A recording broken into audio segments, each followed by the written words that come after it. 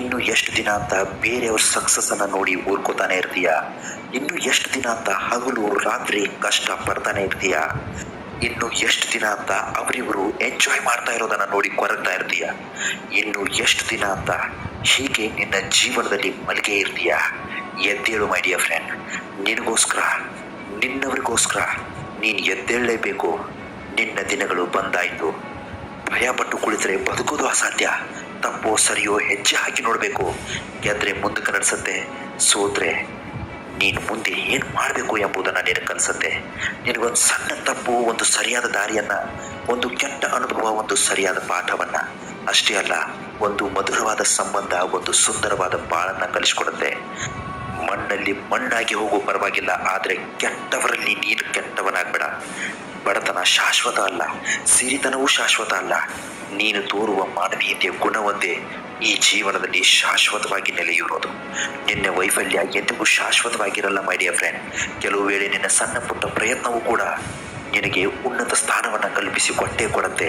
ಕಬ್ಬಿಣವನ್ನು ಯಾರೂ ನಾಶ ಮಾಡೋದಕ್ಕೆ ಸಾಧ್ಯ ಇಲ್ಲ, ಅದಕ್ಕೆ ಹಿಡಿದ ತುಕ್ಕೆ ಅದನ್ನು ನಾಶ ಮಾಡುತ್ತೆ. ಅದೇ ತರಹ ಮನುಷ್ಯನನ್ನು ಯಾರೂ ಕೂಡ ನಾಶ ಮಾಡಲು ಸಾಧ್ಯವೇ ಇಲ್ಲ. ಆತನ ಕೆಟ್ಟ ಯೋಜನೆಗಳೇ ಆತನನ್ನು ನಾಶ ಮಾಡುತ್ತೆ.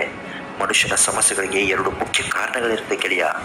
ಒಂದು, ಅವನು ಅದೃಷ್ಟಕ್ಕಿಂತ ಹೆಚ್ಚಿನದನ್ನು ನಿರೀಕ್ಷಿಸ್ತಾನೆ, ಮತ್ತು ಎರಡನೇದು, ಸಮಯಕ್ಕಿಂತ ಮುಂಚಿತವಾಗಿ ಬಯಸ್ತಾನೆ.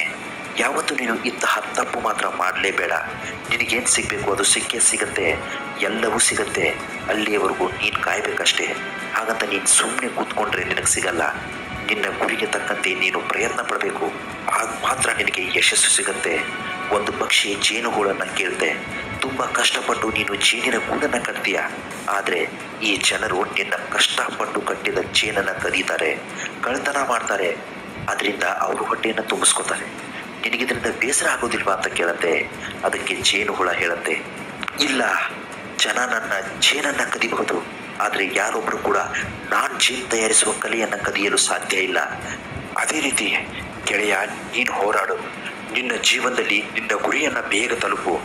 ನಿನ್ನ ತಲೆಯಲ್ಲಿರುವ ಯಾವುದೇ ಗುರಿಯನ್ನು ನೀನು ಇನ್ನೊಬ್ಬರ ಹತ್ರ ಹೇಳಬೇಡ. ಒಂದು ವೇಳೆ ಹೇಳಿದರೂ ಕೂಡ ಏನು ನಷ್ಟ ಆಗಲ್ಲ.